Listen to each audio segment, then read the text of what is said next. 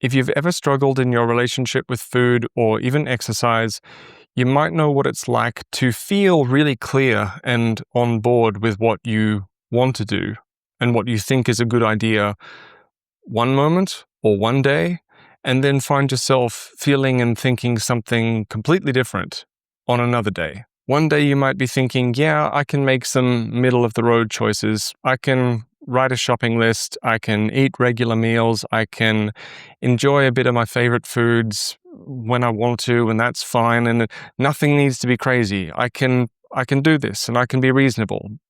Doesn't sound that difficult. But then on another day, things might feel very different. You may have eaten something that you didn't plan to eat, and then that maybe leads to guilt or discomfort or something that then makes you think that, I should probably skip breakfast or whatever the following day, which then leads to being really hungry and then overeating. Or you might feel like, no, I don't want to write a shopping list. I don't want to do regular meals. I don't want to have things prepared. I just can't, I don't want to. Different people, different days. If you've ever had that experience, I get it. One moment feeling clear-headed and understanding what it is that you want to do. Another moment, carnage. And this is something that the fitness industry in general, or the health industry, or the diet industry, whatever label we want to put on it, does a really bad job with, because anyone can sit down, any one of us can sit down when we're calm and clear-headed and go, yes, these are the things that I want. These are the things that make sense. This is a good idea. I feel good about that. And these are the skills and practices I need to put this all into practice. There, I'm done. My life will be totally sorted because I know what I want and I understand these skills, and I'm just going to hop along and do them. But there's a gap in that, right? What about the part of you that is resistant to doing things differently? What about the part of you that doesn't want to learn skills?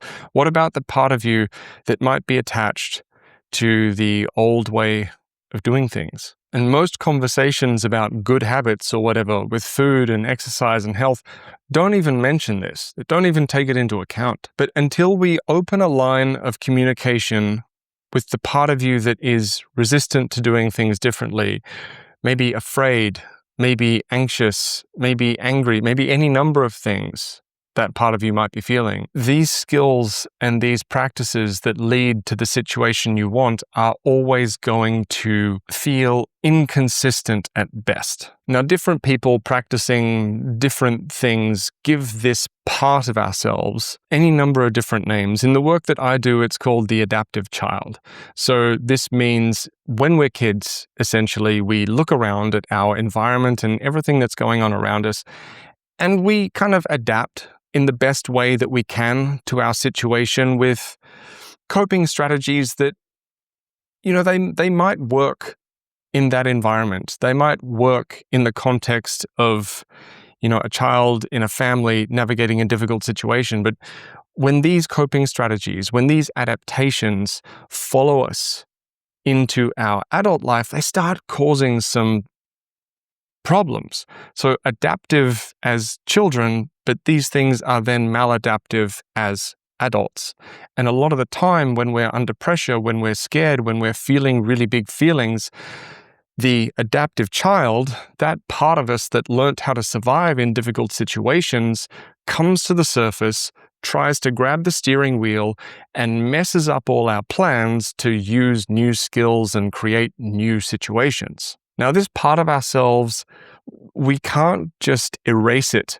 We can't discipline it out of existence. We can't shout it down. We can't say, "Go away, you useless prick. You're ruining my life." It doesn't work that way. This stuff is hardwired in at this stage. Doesn't mean we can't do something about it, so don't worry. But this is why we can't just go, I'm going to repress that. I'm going to push it away. I'm going to shout at myself until I feel different. That doesn't work, because essentially we are trying to repress, we are trying to shout at, we are trying to scold this part of ourselves that is usually just trying to find some semblance of safety and security. And this is what I mean when I say opening a line of communication with that part of ourselves. It's like that part of you has no concept of time. The limbic system, like the part of the brain where the figurative adaptive child lives, has no concept of like time.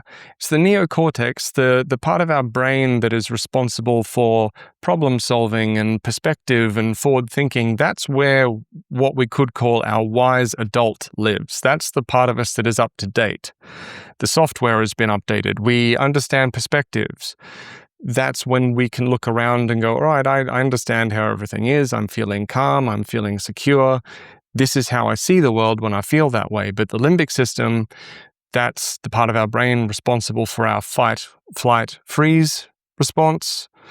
And that's where this figurative adaptive child kind of exists. Now, I'm not saying that there is a childlike version of you living in that part of your brain. Don't take it literally. That's not what we're getting at here. But thinking about it this way is a way in which we can comprehend it in order to take some constructive action. So again, if you've heard people talking about inner child work or your inner child or et cetera, and to you it just sounds a bit like, sounds a bit sickly sweet, sounds a bit treacly, sounds a bit woo-woo for me.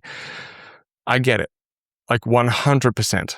But what we're talking about here is how to communicate with yourself in a way that resonates with these deep emotional parts of you. And this is not a how-to video, by the way. Putting this into practice and exploring this territory is definitely best done with a qualified professional, but I will ask you a few questions at the end of this episode that will help you gain some footing and start making some progress. Because if your adaptive child, the part of you that adapted to your early life situation, is showing up to try and run the show now, they might be causing you some hiccups. So the last thing I would want you to do right now is start pulling yourself apart psychologically or doing some kind of deep meditation experience or going, digging for gold in your head. Don't do that. That's definitely not what this is about. What this video is about is posing the question, who is at the wheel when I'm making decisions, and being able to recognize the signs that the adaptive child is at the wheel rather than our wise adult. This isn't going to suddenly make all your difficult decisions feel super easy. Like, we are still going to experience some discomfort. We are still going to experience some challenges. But the value, the importance of being able to recognize who's at the wheel is being able to be a little bit discerning when it comes to our thoughts and narratives and what we feel we might believe or think at any given moment. So rather than putting pressure on yourself to try and figure out the right decision in every moment of your life, it's so much more helpful to ask, who is at the wheel? What version of me is trying to make this decision? Because if you're feeling a sense of urgency and emotional dysregulation, maybe fear, maybe some kind of pressure, but primarily kind of urgency, desperation, the urge to avoid, the urge to people please, the urge to control. These are giveaways that your adaptive child is at the wheel, more so than your wise adult. The wise adult has patience. The wise adult part of us can see perspective. It's not in a rush. It has space for empathy, problem solving, analytical thinking, but primarily a lack of urgency. The wise part of us can sit back, relax, chill, take different factors into account, and make informed decisions, understanding that no one decision is going to make or break our situation. So in some situations, you might feel like a particular decision is right, but we want to take an extra second and say, okay, which part of me does this decision feel right to? Because something that feels right to your adaptive child might be doing the wise adult part of you no favors whatsoever. Because maybe, and this is just an example, by the way, as a child, someone realized that if they avoid conflict, avoid difficult situations, kind of opt out when things get really hard, that was like a life preserver. And as a kid, that makes a lot of sense. Imagine you've got parents that are fighting and stuff is going on. You can't jump into that as a kid and be like, I'm going to solve this problem. I mean, some kids try, and that's a different set of coping strategies. But for someone who might have chosen to avoid those situations, that is the smart thing for a kid to do. So many of these coping strategies that we develop as children, they make so much sense in the context of that experience. But then what's going to feel right, quotation marks, feel right to that person when they become an adult and they experience emotional distress? Now, this doesn't play out perfectly every time. It's not a perfect formula. This is just an example. But that childhood adaptation to avoid when things get really hard for an adult who's under a lot of pressure in a really difficult situation where maybe they need to set some healthy boundaries, maybe they need to be tactfully confrontational, but what's going to feel right to them in that situation could very well be, oh, it feels right to avoid. It feels right to hide. It feels right to opt out, which could in many ways perpetuate a much larger problem. Adaptive as children, maladaptive as adults. So coming back around, just because something feels right doesn't mean we shouldn't question it. When something feels right, we need to ask, which version of myself does this feel right to? And we can get a bit of insight by being able to label our emotions and our experiences. What feels like the right thing to do when I'm feeling calm and patient and have perspective versus what feels like the right thing to do when I'm in the grip of urgency and distress. If you are in physical danger, like if you're in danger, don't stop to question it. If there is no imminent danger present and you're experiencing a lot of urgency and emotional dysregulation, we want to be super aware that urgency and all those difficult feelings flying around, that could be a sign that our adaptive child is running the show, in which case we need to pause and prioritize regulation rather than decision-making. A qualified professional will be able to work with you to maybe understand more about these parts of you. But in general, from a YouTube self-help kind of perspective, what I can give you is this. A lot of suffering comes from making adult decisions through childhood lenses. So before making any decisions or taking any action, pause and ask yourself, what part of me is driving this? Do I feel grounded? Or do I feel urgency? Am I choosing freely? Or am I reacting? Does the action that I feel driven to take right now truly align with my present day values? Is this decision coming from a place of wisdom, or is it coming from fear, insecurity, desperation? So the goal here is not psychoanalysis.